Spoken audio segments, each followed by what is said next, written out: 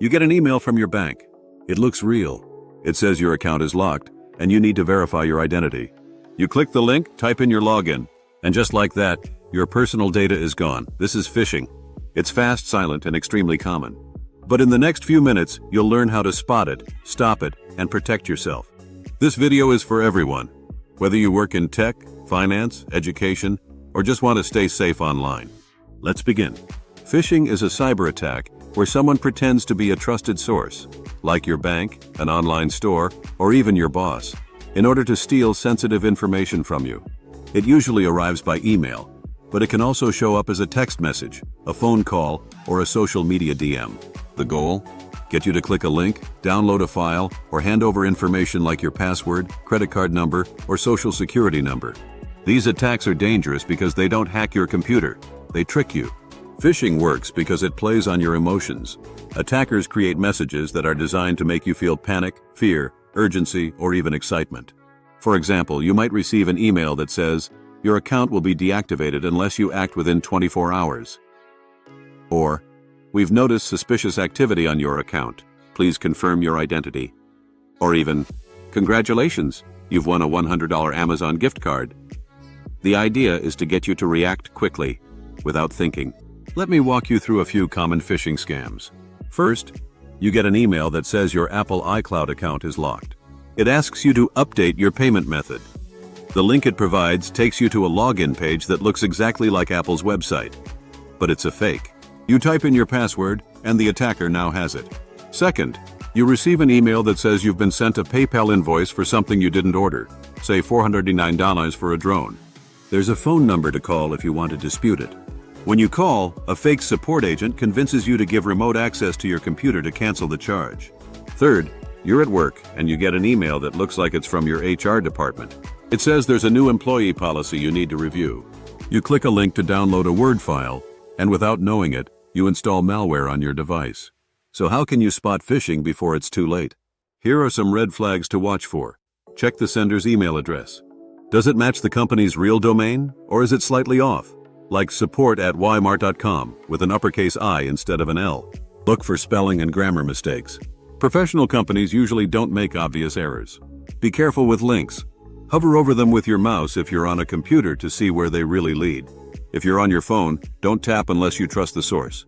Watch for urgency. If the message says, "Act now or your account will be suspended," that's a common trick. And never download attachments from people you weren't expecting files from. Let me give you 5 simple rules to stay safe from phishing. Rule number 1. Never click on links in emails or texts from unknown senders. Rule number 2. Use two-factor authentication on every important account, especially email and banking. Rule number 3. Use a password manager. It helps you create strong, unique passwords and makes phishing harder because it won't autofill your login on a fake site. Rule number 4. Don't open unexpected attachments, even if they look like they're from someone you know. Always double check.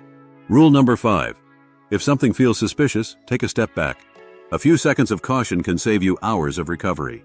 If you run a business or work in a team, phishing isn't just your personal problem. It's an organizational threat.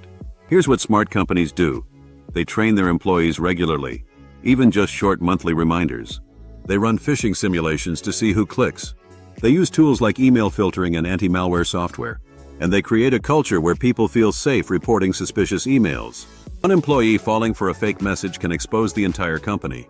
Now you might be wondering, what happens after a phishing attack succeeds? Here's the ugly truth. Your login details can be sold on the dark web. Your account might be used to send more phishing messages, this time pretending to be you.